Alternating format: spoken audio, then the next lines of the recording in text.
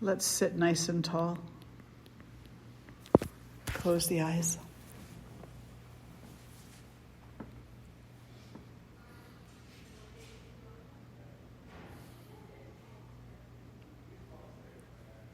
And placing the right hand on the heart, left hand over the right. And tune into the beating of your very own heart. The flow of your very own being and the essence of your life.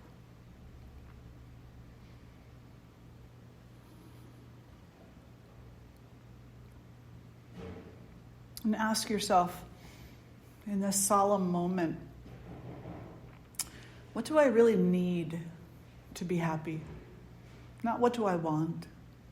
What do I really need? What is needed for me to know happiness?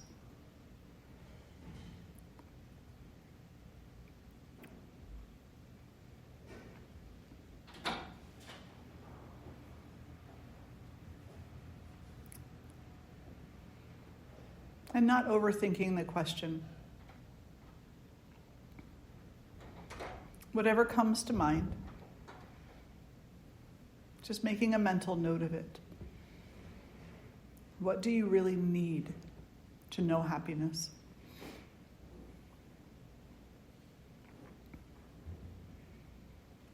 And then drawing the hands together in front of the heart.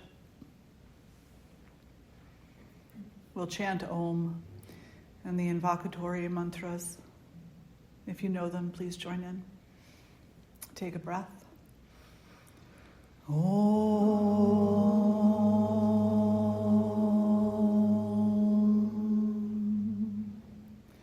Ganana Antva Ganapatigam Havamahe Kavin Kavinam Upamashravastamam Jestarajam Brahmanan Brahmanaspata anafshrinvanuti bisidha sadhanam Mahaganapataye namaha Prano Devi Saraswati Vajevir Vajinivati Dhinama Vitriyavatu Ano Devo Brahataf Parvata Da Saraswati Ajata Kantu Yagnyam Havan Devi Jujushana Gritachi Shagman Nova Chamushati Shrinotu Vagdevyai Namaha.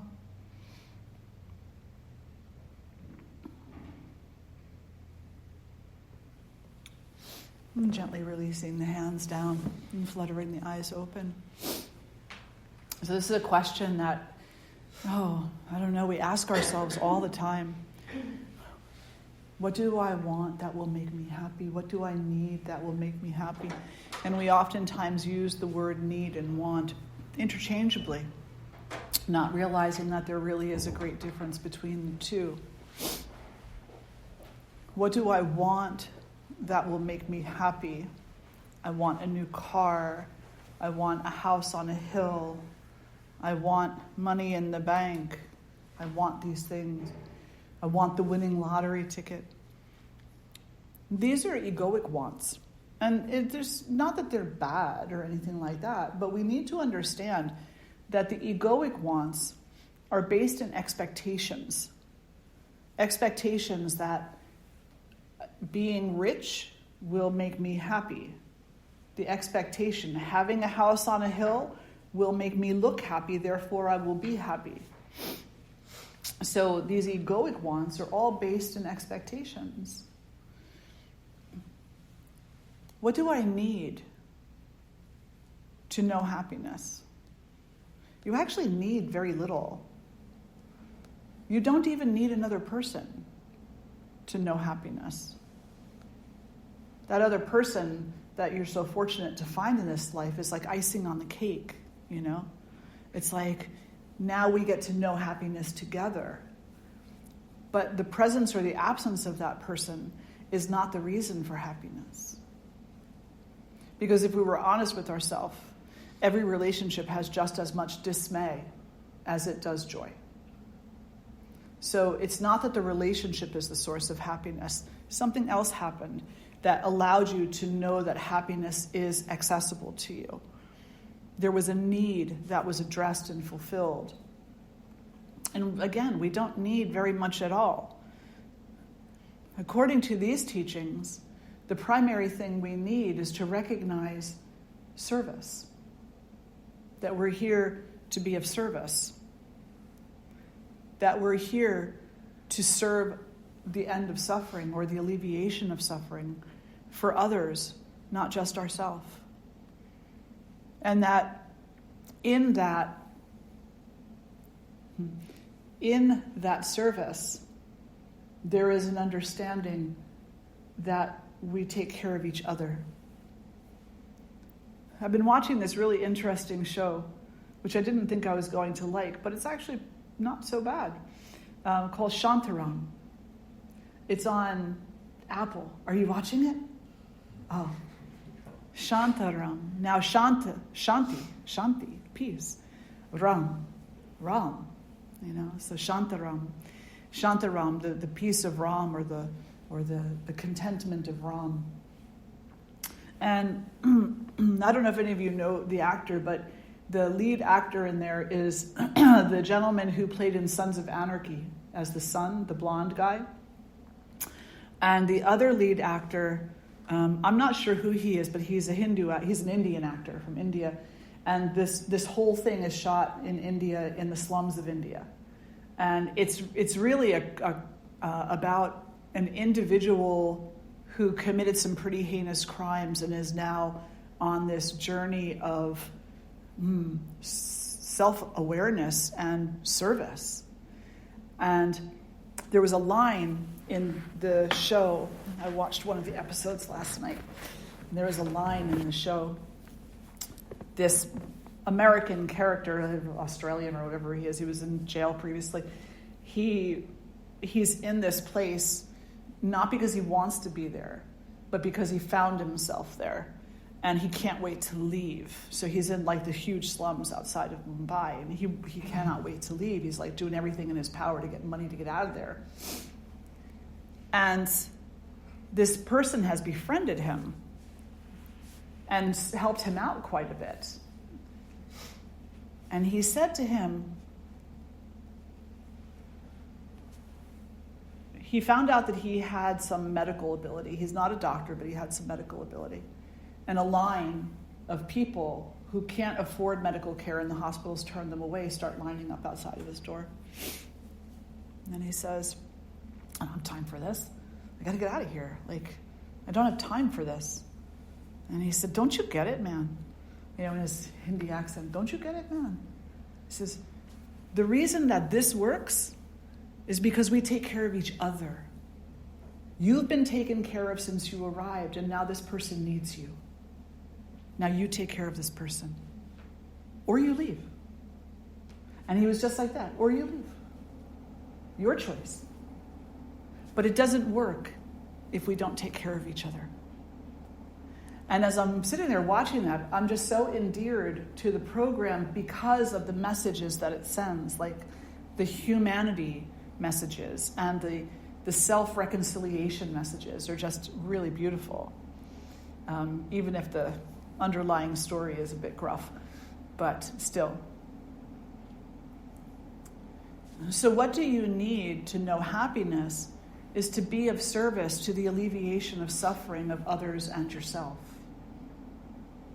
That's when we know happiness, is when we're taking care of one another. So if it's so easy, then why is it so difficult? If it's so easy, why isn't it just instantaneously accessible? Here, I'll do something for you. I don't know. I'll help you fix your car because you can't get to work without it. There's an expectation that goes along with that. Even though we think that we're behaving in a selfless way, even though we think that we're helping someone else, we're being of service to someone else to alleviate their suffering, there's a lot of expectations that go along with that. You expect a thank you. You expect that they're going to be so grateful to go to work that they're going to sing your praises. You expect that the car is going to be fixed appropriately. Maybe never break down again. Expectation, expectation, expectation. Service goes out the window. It was a very nice thing that you did, helping them out that way, but it's not truly service if there is that type of egoic expectation attached to it. How many of you have expectations? Every hand up. How many of you have, let's just say, 100 expectations a day?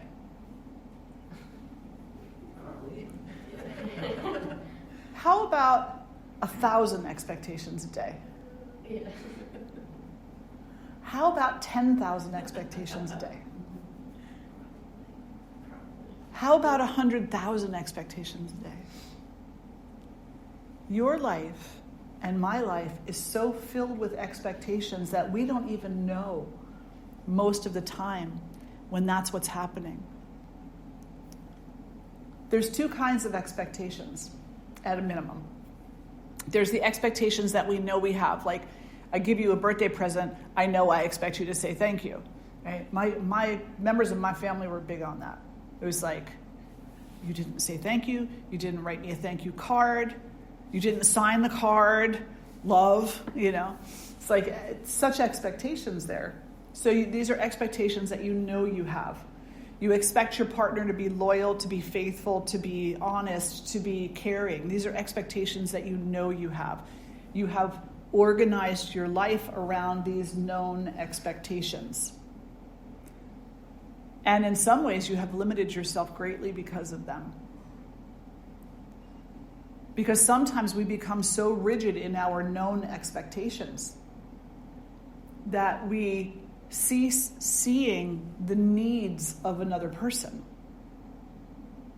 So we say, I expect my partner to always be truthful to me. But what if your partner's version of the truth is different than yours? What if they can't see the truth? Because they're blinded by pain or insecurity or jealousy or sadness or fear. How can they be honest with you about something that they don't even know, that they have not even accessed or investigated within themselves? It's really interesting. So sometimes our known expectations, not sometimes, really most of the time, limit us greatly in our capacity to show up and to be of service. To show up and to be of service to an individual who's injured and having a difficult time addressing or even identifying those types of emotions within themselves and expectations within themselves requires us to hold a great space for them. To say, this is what I'm seeing. This is what I am perceiving. I cannot say that this is your truth, but from my side of things, this is what I see is happening here. And in my humble heart and feelings, this needs to be addressed, and giving them the opportunity to then investigate, not going on the attack. That's hard, though, because, human beings want to go on the attack.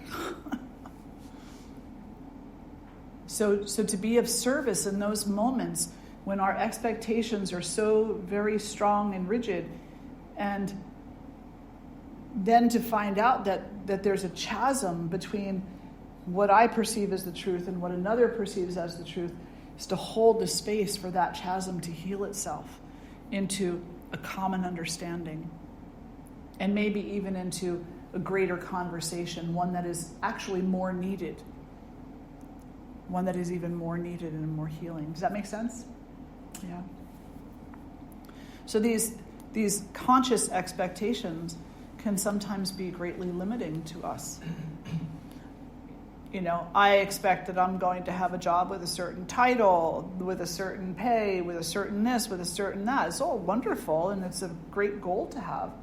But just think about the opportunities you could miss out on because you're saying no more than you're saying yes. Because somebody put it in your head, or you put it in your own head, that your job had to be a certain way, pay a certain amount of money, have a certain amount of accolades to it. So many limitations we put on ourselves.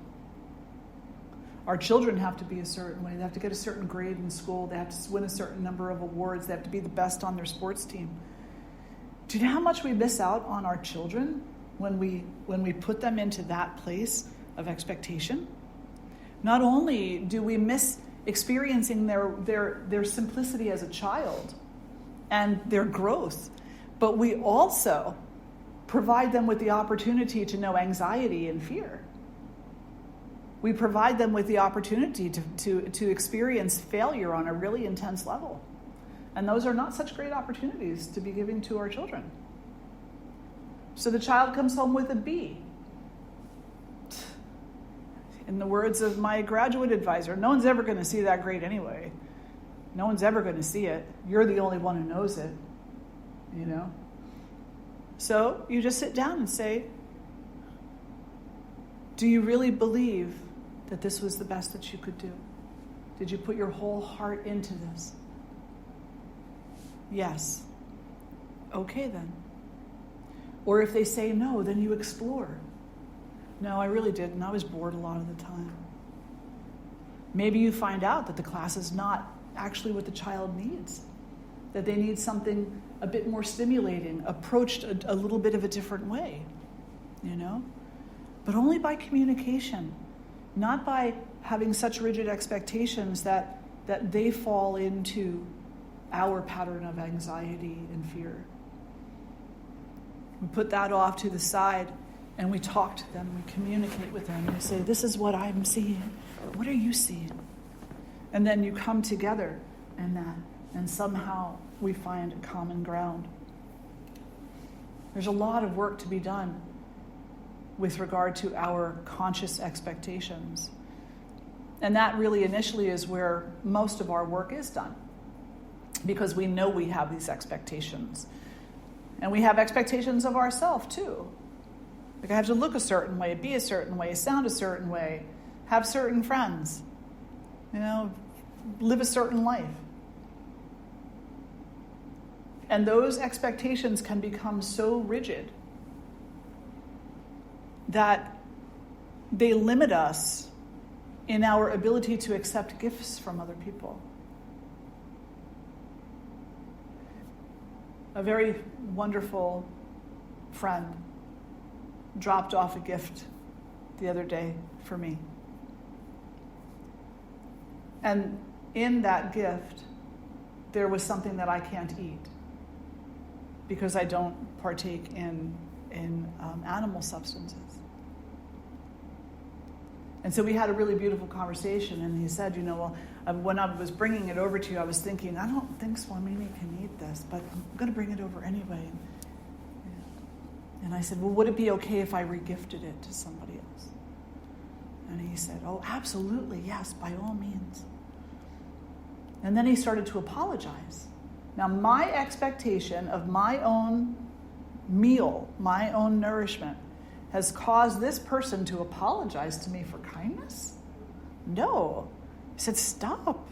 You don't need to apologize to me for anything. I'm the one who is sorry that this choice in my life has led me to not be able to graciously accept your gift and enjoy it. But what I can promise you is that I will pass it on to another who will be able to, and I will savor the kindness of your action. You have nothing to apologize for.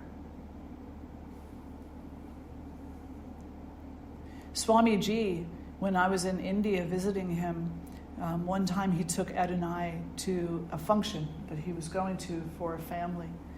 And apparently it was a fairly well-to-do family in the area. And they were having a dinner. It had to do with somebody passing on. And he said, on the way over in the car, he said, listen, you know that not all Hindus are vegetarian. And I was just like, what? Where'd that come from? Like, totally out of the blue, you know? I was like, oh yeah, of course. And he said, well, look, people have the best of intentions. They come to the ashram, they practice yoga, but they're not vegetarians. So they don't understand. So when you go, and so he was talking in this way, and I'm like, what is he trying to say? You know? And he said, when we go to this function, odds are they're going to be serving food that is not sattvic. I will not partake, but I don't really know well enough if you will or not. And I said, no, Swamiji. I said, I don't partake in that. And he said, okay, good. However, what you see me do will not be hypocrisy. It will be kindness. Because the woman has worked so hard to make this feast. She'll bring a platter out, and it'll have some gravy around the edges. And she'll say, Swamiji, may I serve you first? And I'll say, I'm not eating right now, but let me have a little taste. And I'll put my pinky in the gravy, and I'll taste the gravy, and I'll say, absolutely superb. Bless this sacrifice, bless this meal, bless these people. Let them know themselves. Kindness. Putting his own expectations off to the side, and instead practicing kindness. And also being open and honest about what the expectations are.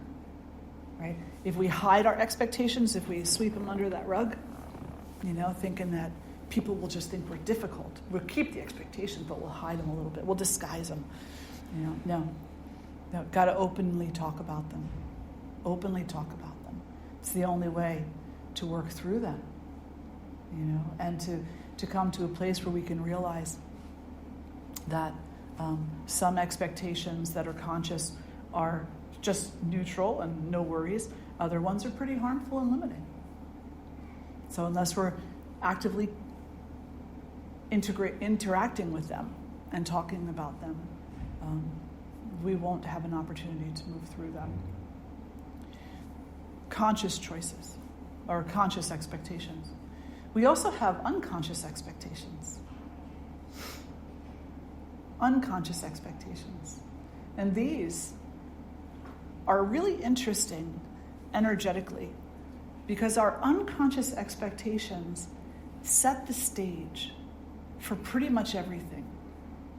For the energy of a conversation, for perception, the way that we meet and greet and say goodbye to people and experiences.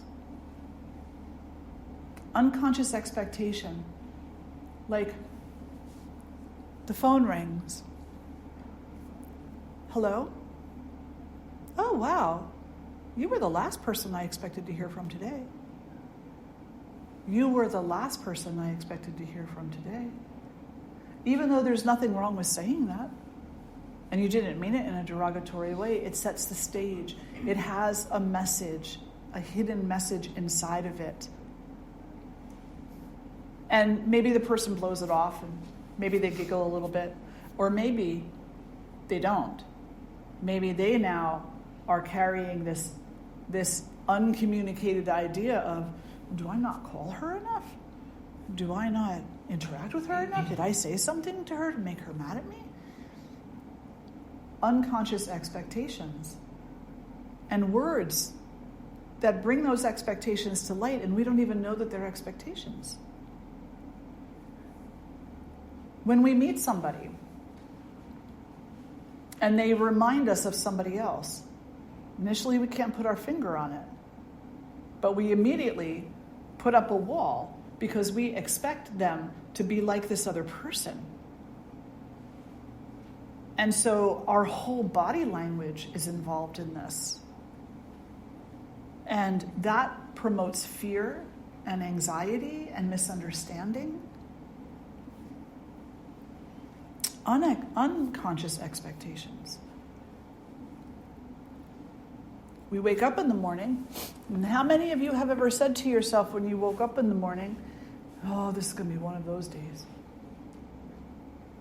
That's an expectation. It's an expectation that is self-sabotaging. Yeah, absolutely. When we wake up in the morning and we say, this is going to be one of those days. Well, what's those days? What kind of day is that? Kind of day where nothing goes right. Well, it doesn't have to be a day where nothing goes right. But you're setting yourself up for that.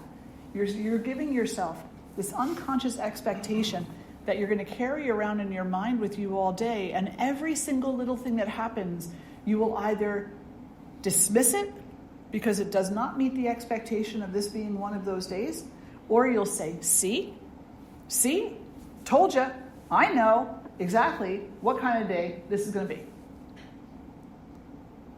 And then the things that don't jive with that perception, you sweep under the rug.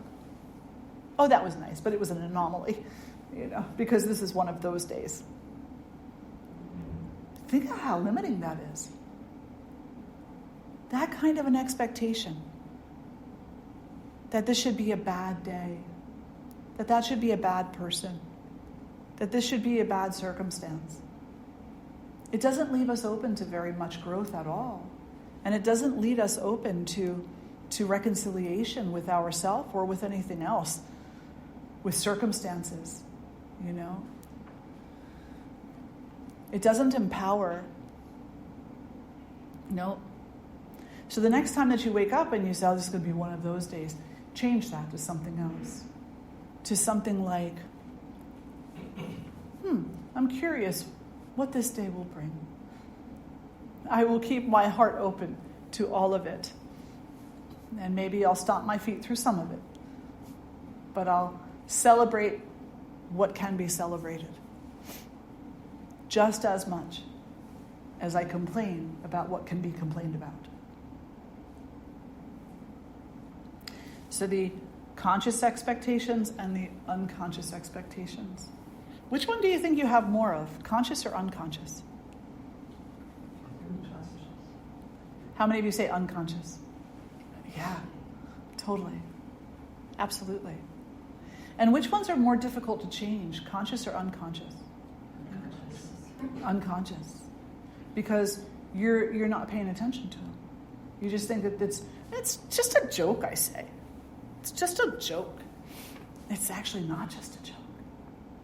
It's not just a joke. It's a self-fulfilling prophecy. But as long as we are in the process of making excuses for our unconscious expectations, then we don't have to face them. We don't have to change them. We don't have to change the circumstances that they bring about. The conscious expectations are pretty bold and in your face, So you'll either address them or you won't.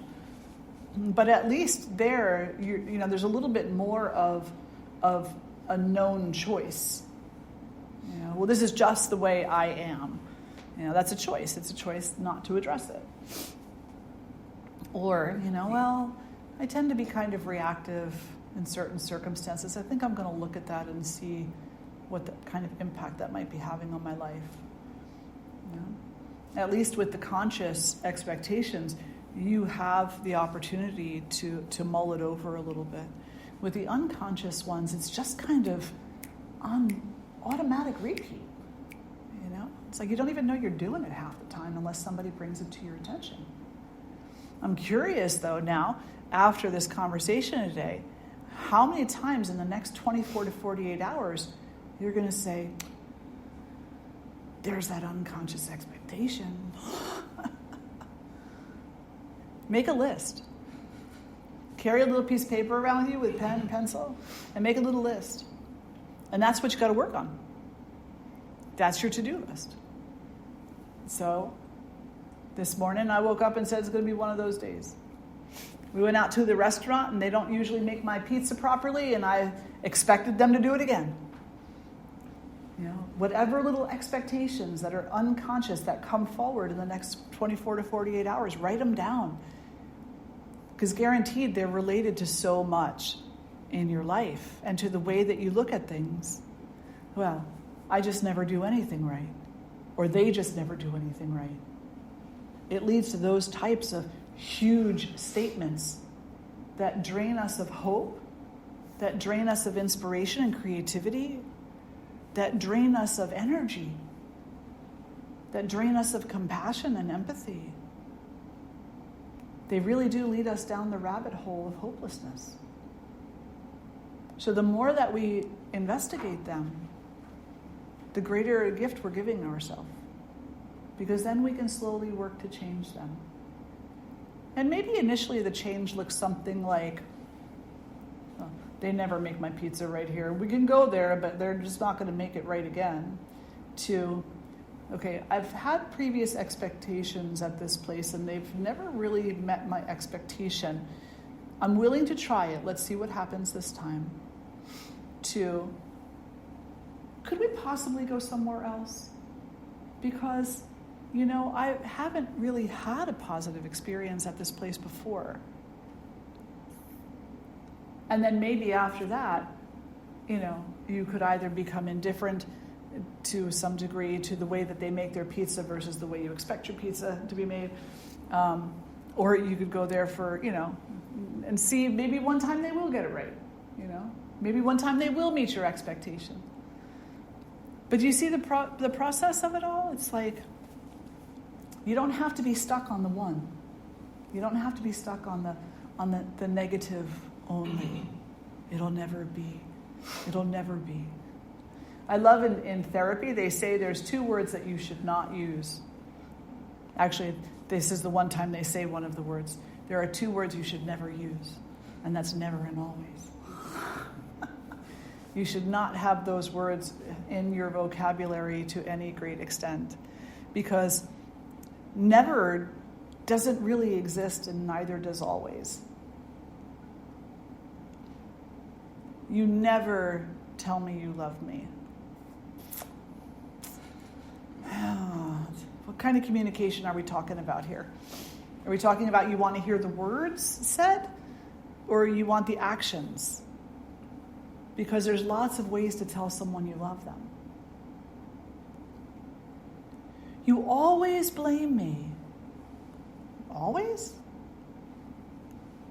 Maybe some of the time. But I'm sure that there's a lot of things you do that this person doesn't even know anything about. So how can they always blame you for everything? Does that make... So if we can stay away from those kinds of all or nothings, we'd be doing ourselves a favor. And instead, address the expectation that's present in the moment. This was the expectation that I had. And maybe I was not completely thought out in my expectation, but I had hoped that you would plan. It's actually a true story. So my husband always forgot my birthday. In the first, 12 years of our marriage. Totally. I completely expected him to remember it now, okay? And he forgot every single year.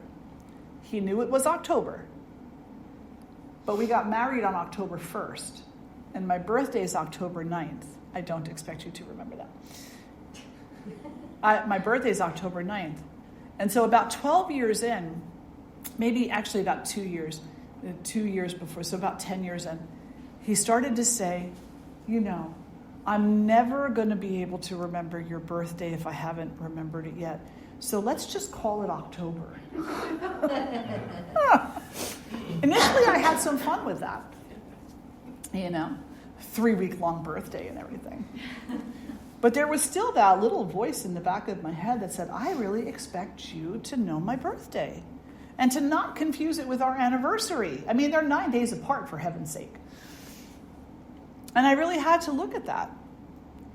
And it was a point of contention in some years. Because he would make excuses. Oh, I've been working so much, I just didn't think about it. I was like, BS. Not true.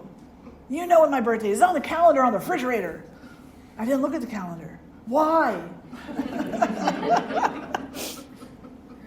Okay, so in comes year like 14 or 15. And all these other years, I'm like, you could have organized a weekend away. My husband wasn't like always the most socially outgoing person. He was happy being at home. He was happy with like very simple things. His weekend away idea was like, Star Trek, season 1 through whatever it went to, a couple of big things of popcorn and some nachos. Where my expectation of a weekend away was, a little cottage at the foot of Hawk Mountain, and some daily hikes going up and watching the birds, right? So a lot of disparity there. Well, I don't know, like the 14th or 15th year, I had given up. Now, mind you, what is giving up? But a deep dive into hopelessness. I had given up. So I said nothing. I expected nothing. It was going to be another one of those years. Lo and behold, he came to me not long before my birthday, maybe about a week. And he said, I didn't want to tell you, but I didn't know how to surprise you with something like this. So I'm going to tell you because you're going to need time to prepare. I'm like, what are you talking about? And he said, well, I've planned a trip for us for your birthday. We're going to Amelia Island off of the Georgia coast for a long weekend. And I've checked the weather and da-da-da-da-da, and I found the restaurants, da-da-da-da-da, and what we can do. And I looked at him, and I was bawling my eyes out, of course, because he did this without me prompting him, number one. And number two, if he did organize a trip in the past, I was the one who organized it, and he took credit. So he did this all on his own, and I had to sit there and I had to face my expectations and my wicked thoughts about my very loving husband and how he was just not going to do anything for this birthday. It was just going to be the same disappointment as it had been before, right? Now I had to face that, and I had to adjust myself. I had to correct myself. And we went and we had an amazing time. And he did forget my birthday again after that. But it didn't matter, He remembered it also. He forgot it and he remembered it. And we kind of settled on I'm good with a 3-week-long birthday. Cool. We'll do that. But it really, in that moment, it was so special for a lot of different reasons. Not because I got what I wanted. Not because I got what I wanted, because I didn't want anything that year. Maybe subconsciously there was a little bit of a hope. But really, I had no expectations other than the worst. So, there was nowhere to go but up. And he really came flying in and picked me up out of that depression, out of that sense of hopelessness. And the gift that he gave me was a moment of clarity. The trip was beautiful, but the gift that he really gave me was a moment of clarity. That if you hold space for people in their own time, they will come through with shining colors. But it can't be in your time. It has to be in their time. Right? It cannot be in your time. It has to be in their time. He couldn't have done it in the first 14 years. Funny and difficult as that may sound, he couldn't, for whatever reason. There was something that was not permitting it. He did it when he was able to. And he did it beautifully. Yeah. Any questions or reflections at this point? Yes. Where do you draw the line, if there even is a line, between expectations and requirements? Like, for parents towards a child, like, to nurture that child, and care for that child, and love that child, and your expectations for your parents. Mm-hmm. Are they all expectations? They are. They absolutely are. Requirements are a legal issue. Right? Requirements are a legal issue. Expectations are what we hope for, or we hope against. It just depends. So when it comes to whether it's parent, child, or partner, or friend, really, it's less about what they're going to bring forward. And I'm not talking about little children here, I'm talking about adult children. It's less about what they're going to bring forward and much, much more about what we are willing to tolerate. So the question is not, how do I make you into a better parent? I'm 59 years old now. And my mom passed away a long time ago. But even up at the point where my mom passed away, like, I was an adult. And I had come to the realization a long time before that she was never going to be the mother that I envisioned in my dreams and in my head. So I had a choice. I could either accept her for the woman that she was, the human being that she was, the struggling person that she was, the troubled person that she was, or I could walk away and not. Or I could continue to fight with her and say, you need to be this way. She couldn't be that way. She couldn't be that way with me. It was not possible. And in my particular situation, I wasn't going to find out kind of exactly why until later. So she was already passed by the time that I actually realized what was going on with her, and why her relationship with me was so difficult. And that was mostly because she had had an affair with my father. She was married, but she had had an affair with my father. She loved him and she lost him, not because he died, but because he was also married and opted not to leave his wife. And whatever kind of a whole soap opera mess that was. And then, what'd she do? She named me after him. Wicked joke by that woman. She did. She named me Sharon. My father's name was Aaron. And she named me Sharon. Right? So she couldn't call my name or look at me without thinking of him. So rather than face this and talk about this and try to work through the hurt of it all, she swept it under the rug because that was what she was capable of doing. And in my own time, I came to have compassion for her for that because I've had struggles in relationships too and lost love and all these other types of things, So in time, I came to have great compassion for her with that. But in the relationship, once I knew that she was not going to fit the picture-perfect mold that I made for her, then I had to start setting boundaries about what I would accept and what I would not accept, what I would tolerate and what I would not tolerate. And they became my laws. My laws. And if I broke those laws, I knew what the consequence was. I would sit there and sulk for a while and cry over the lost mother that I never had.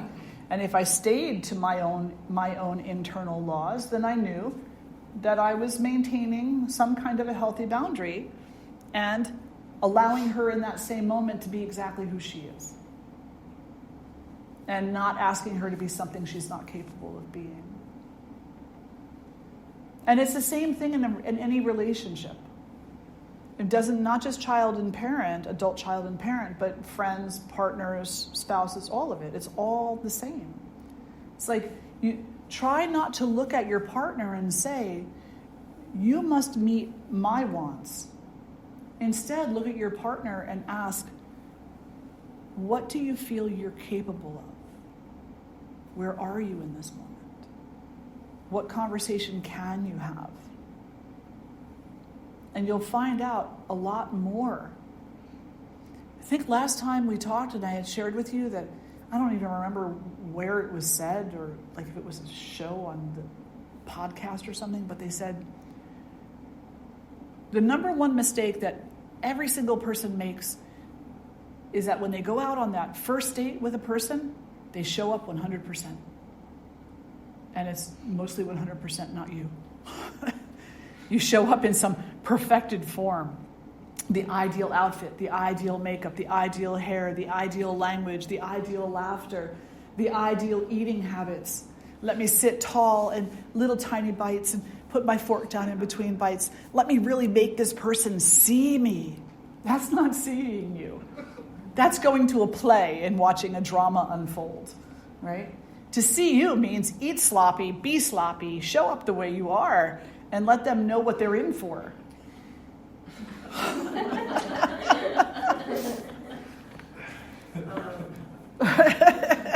Yeah, but that's not what we do. Now, when we're talking about a child, and a non-adult child and a parent relationship, then that is much more complicated, and there are legalities in that scenario as well. So I don't want to get into that today.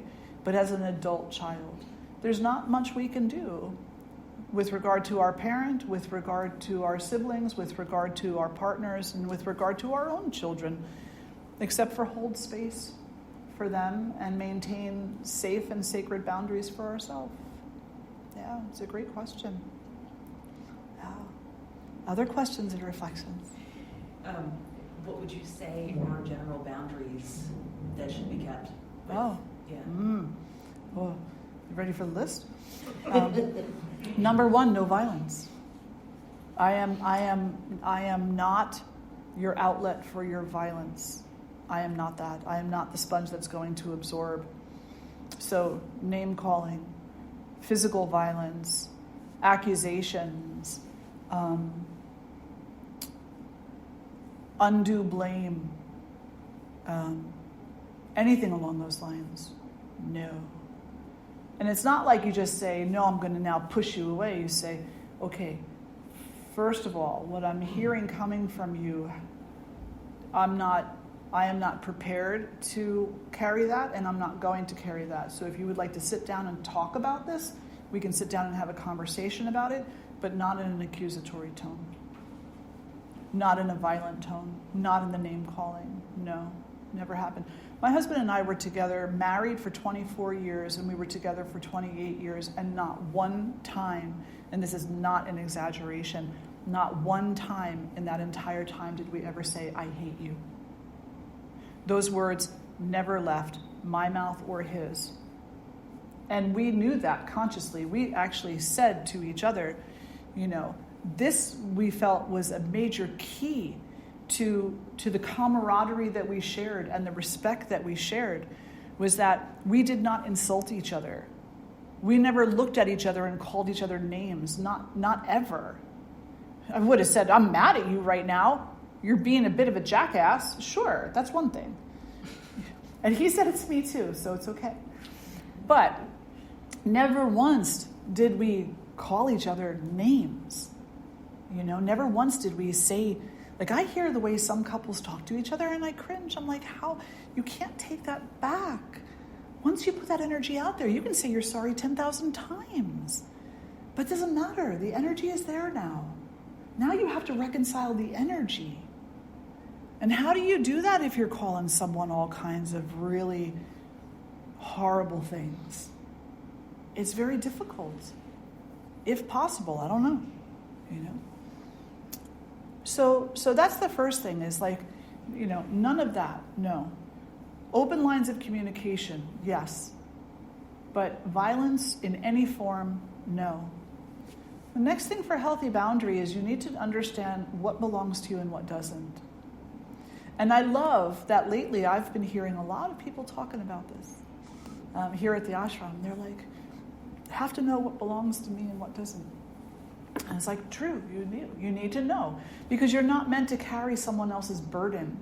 You're not meant to carry someone else's self-loathing. You're not meant to carry someone else's, challenging behaviors. They're not yours to own. They belong to them. You have your own work to do. So not only do you need to know what belongs to you and what doesn't, but you also need to make sure that you are carving out time for your own work and for your own needs to be fulfilled. So if one of the things that fulfills you is to be of service, then it is not your partner's place to take that from you. It is not. And if it was your partner whose needs were being somehow fulfilled by being of service, then it is not your place to take that from them. See, we need to, like I said earlier, we come together and we serve each other, we support each other, and then we're healthier together. But when we start taking things from each other, whether it's out of jealousy or greed or envy, then we're hurting each other. So those types of behaviors, absolute boundaries with regard to that. Expectations. Reasonable expectations are fine, you know. Could we eat dinner together? Yes, as long as I don't have something come up that calls me away, like an emergency. I'd love to have dinner nightly. What time should we have dinner nightly? Agreements, not expectations, but agreements. And then the flexibility within those agreements, that those agreements can change with communication. So those are two more things. Expectations, safe, healthy boundaries, and flexibility. Not wish-washiness. Not wish-washiness. That's another boundary. No wish-washiness. No. Flexibility, yes, but flexibility is not the same as wishy-washy.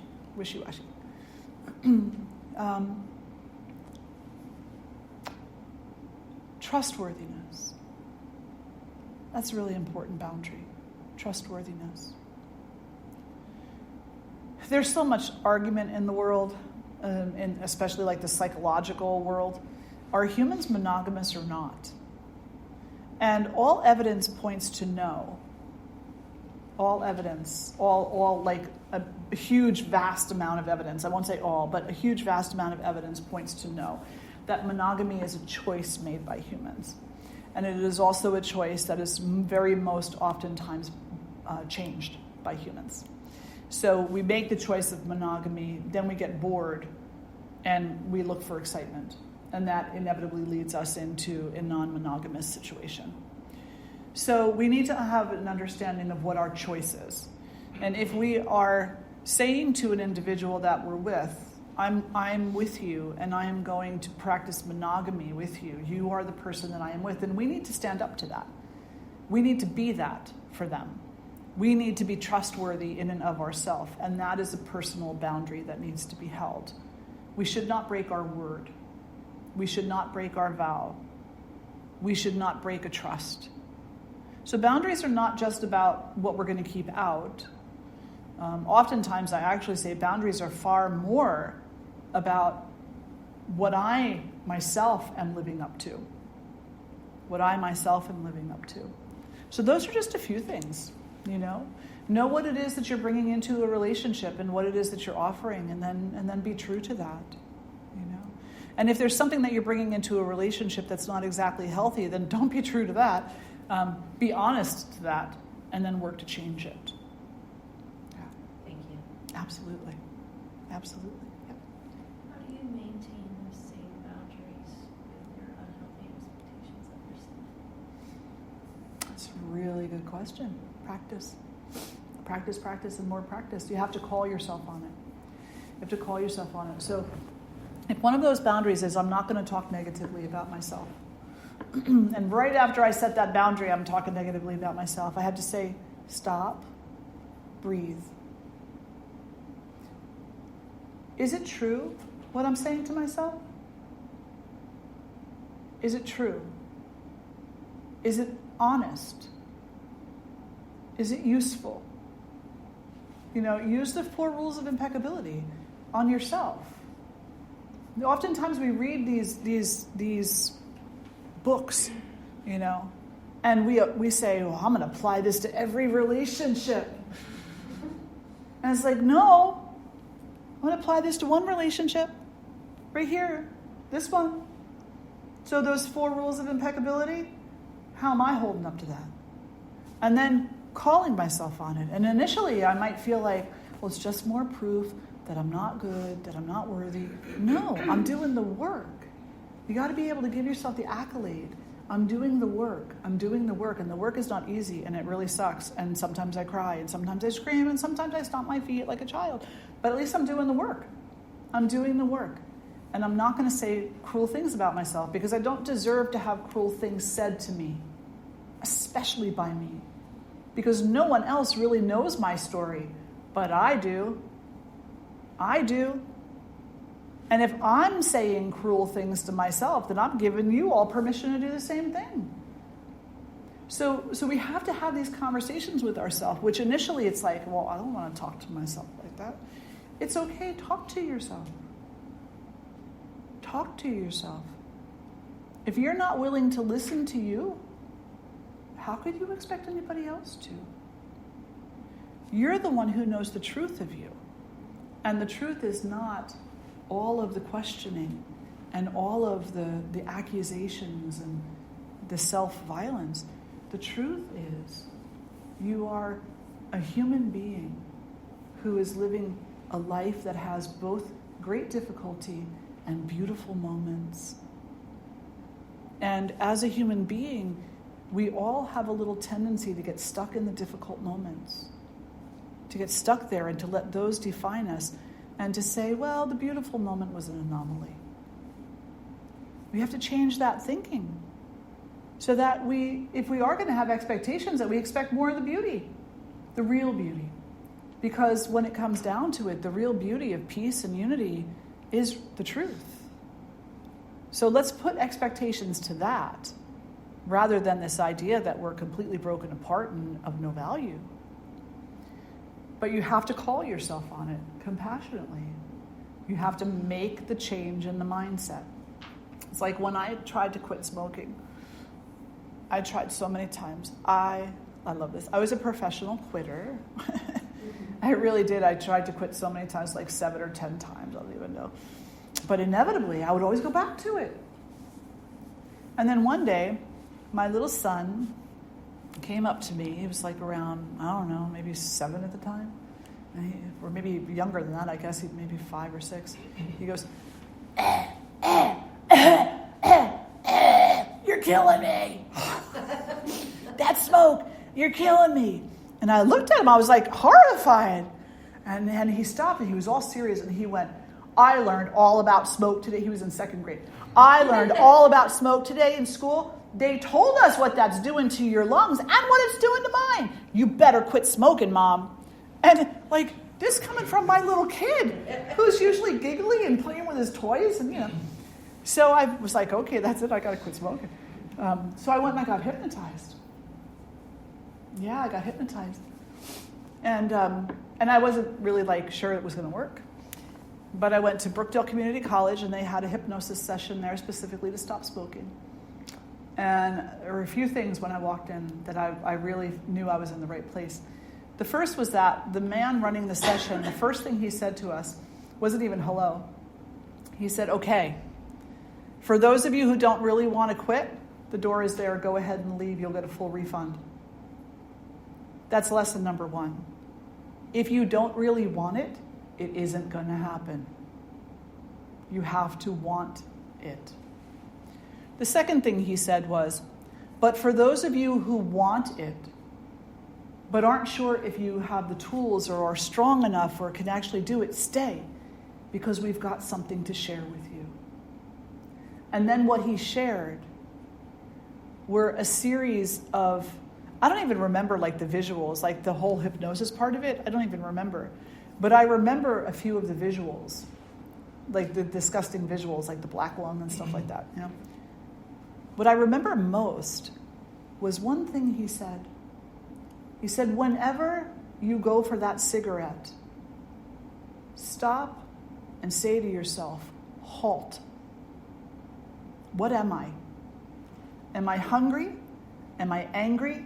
Am I lonely? Or am I tired? Why am I reaching for that? And then address the issue. If you're hungry, eat something healthy. If you're angry, explore why. If you're lonely, call a friend. And if you're tired, take a nap.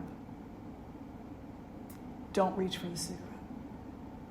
So now you can substitute the cigarette with a self-deprecating thought as it's coming into the mind. Halt. What am I right now? Am I hungry, angry, lonely, tired? And address it. And then pretty soon you won't have any need for the thoughts anymore, because they're merely space fillers that are habitual in their nature. And they're really just kind of excuses not to address what's really going on. And you could add one more letter there. See, B, halt. Are you bored? Am I bored, hungry, angry, lonely, or tired? And then address it. It's a great question. And I haven't smoked ever again? Yeah. So it does work. Thank you. Thank you. My son thanks you. Yes. So I haven't smoked, and it's been, let me see, I am 59, so it's been 32 years since my last cigarette. Yeah. Other questions or reflections today? Yes. Okay, so you were talking about service. This is totally off topic of expectations, but I feel like I need to ask this. Lisa and I are both in helping professions.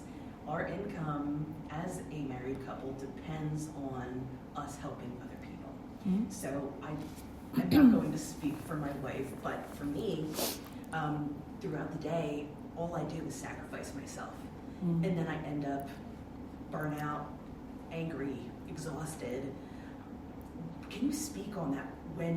What about service to yourself when all you are is selfless? So first, yeah, so I think it's very honorable that you've both chosen to work in the sector of service.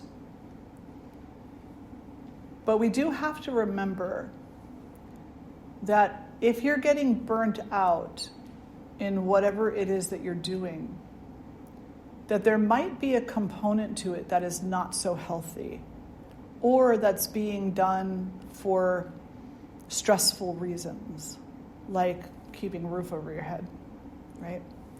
So when you look at what you're doing, there's multiple levels to this conversation, so please keep that in mind. Looking at what you're doing and saying, I'm doing this because we need to put a roof over our head and I want to work in the service sector. Okay, they're both very valid reasons, but which one comes first? If keeping the roof over the head and paying the bills comes first, then you're going to have potentially a greater degree of burnout on your job than if the service comes first. If you look at your job and you say, I'm sacrificing myself for this, then we have to also ask the question, is that actually service? Or is it a self-fulfilling prophecy of burnout? So the languaging that we use needs to be very carefully thought about.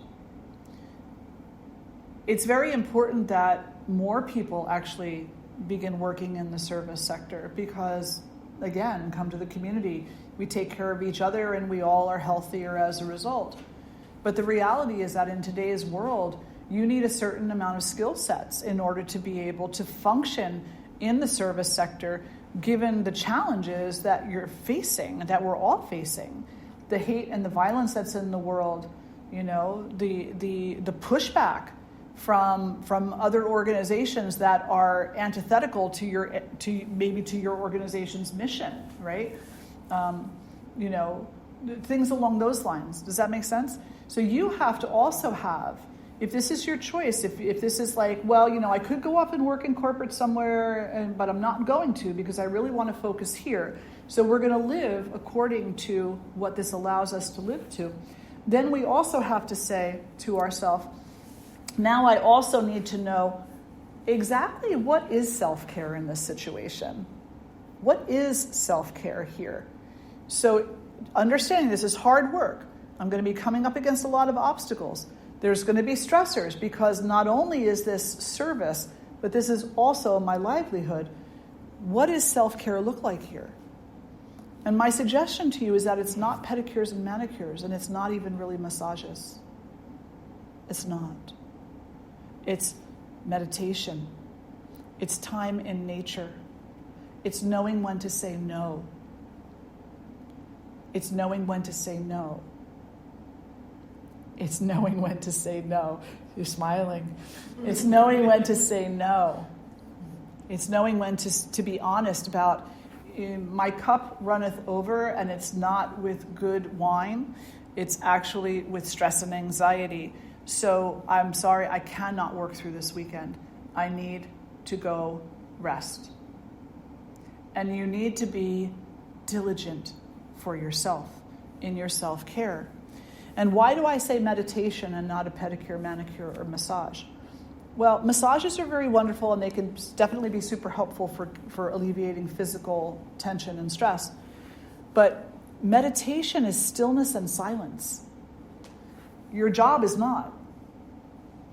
So it's like you need the opposite to bring balance, not something that's similar.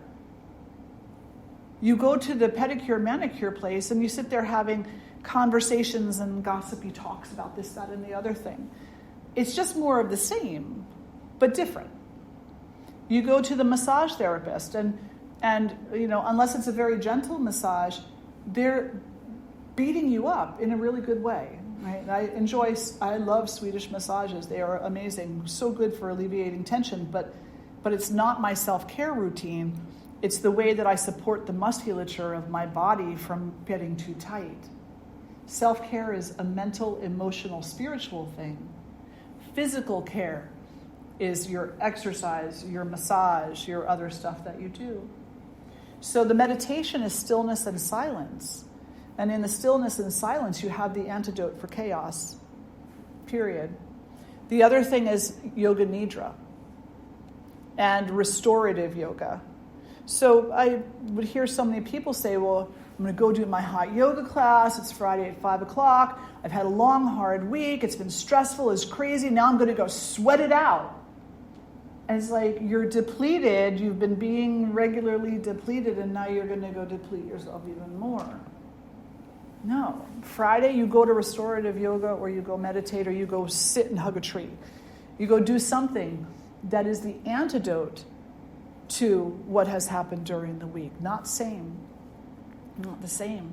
So write down what your self-care habits are and see which ones are actually self-care. Self-care, mental, emotional, spiritual, meaning practices that are the antidote, that are the opposite of what it is that happens during the week. And then continue doing the good work. Because we need more hearts like that, people who are willing and heartful about coming into service of the community. But you got to take care of yourself. You have to take care of yourself so you can continue doing it. This is why teachers burn out, right? Teachers are a huge community of service workers, and they burn out so quickly because they rarely have self-care practices in place. And I know this for a fact because I have gone around to the schools and taught them self-care. And they're like, oh, I could never go to yoga class. I don't have time between grading papers and parent-student night and meetings and education and conferences, It's like, well, how long do you think you're going to last there? Probably not to retirement, not under these conditions, right? So self-care, really super important. Yeah.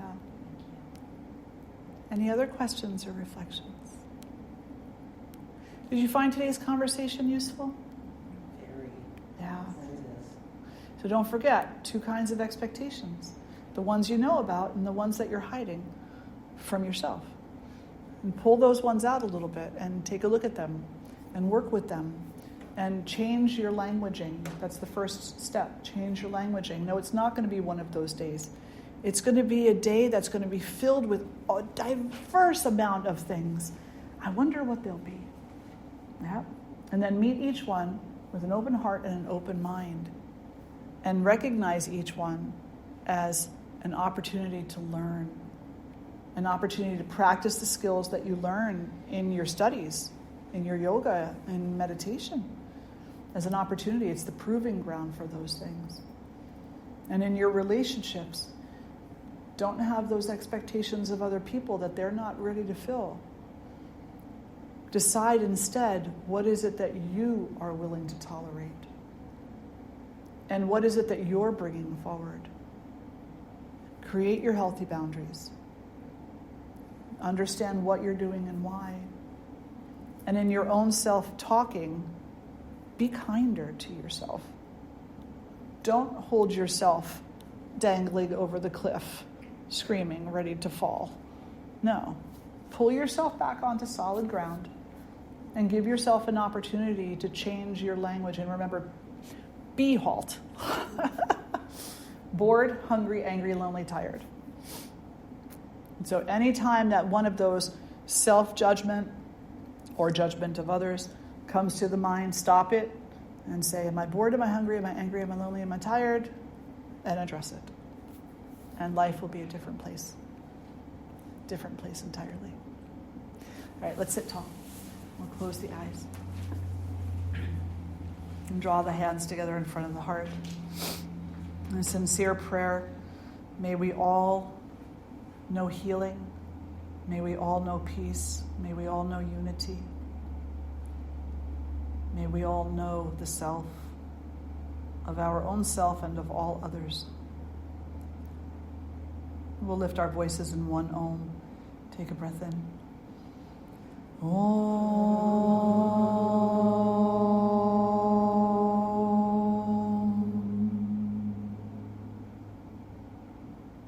Jai Mata Di. Hari Om. Thank you all so much for being here today. So good to see and gather with each and every one of you. Don't forget your brunch. Yum. Yeah. And give everyone in the kitchen lots of love. Lots of love. Thank you all. As a reminder, next week,